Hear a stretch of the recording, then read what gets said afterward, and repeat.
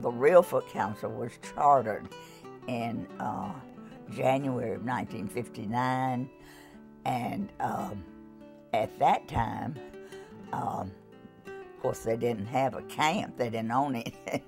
They rented state parks for a few years until they found this property that they bought from the TVA, and it was 300 and something acres, virgin woodland, gorgeous, gorgeous. And so that's where Mrs. Jane Hazelwood, E. Jane's mom, and Virginia Smith, my sister, they worked together, and that was their dream, to have this camp, and it would be named Camp Hazelwood for Miss Jane. So that's how it came to be. And the first couple of years, they had ran maybe 2 troop sites or 2 units, and then each year they could add on a little. And Mr. Jolly from Jackson, he was with the Dr. Pepper bottling company, and he was a great Girl Scout. He was on the board, and he got his men to build Jolly Hall. We had the probably most dynamic CEO that could ever be, Miss Virginia Smith, and she was hands-on with the girls. She had her first troop. She led a troop. It was kind of like Juliet Gordon-Low. She had a troop, and then she went on.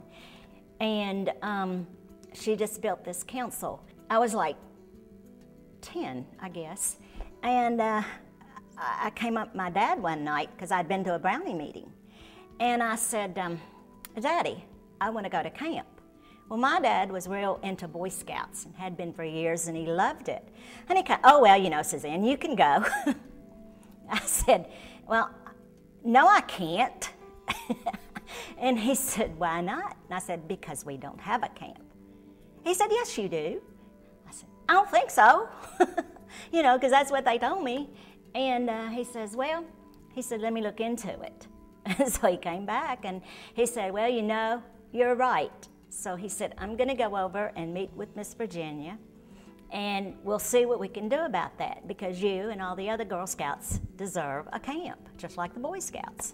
He got with Miss Virginia. Virginia Smith was a remarkable, dynamic person, a wonderful person. And she knew and loved Girl Scouting. She could easily make friends with all sorts of people. She and Mother just worked well together. Virginia had the Girl Scout knowledge, and Mother more or less had some of the business knowledge, and they both could communicate with the community. The council had $10,000 in cash that we were sitting on. So he said, well, let's meet with TVA. And there's some beautiful property up that way. He's a big hunter and fisherman, and he knew that whole area. So he said, I know that we can do it. So they went on up there, got with TVA, and that's how it came to be. Dad he didn't only instigate that part of it. He actually got the work crews together.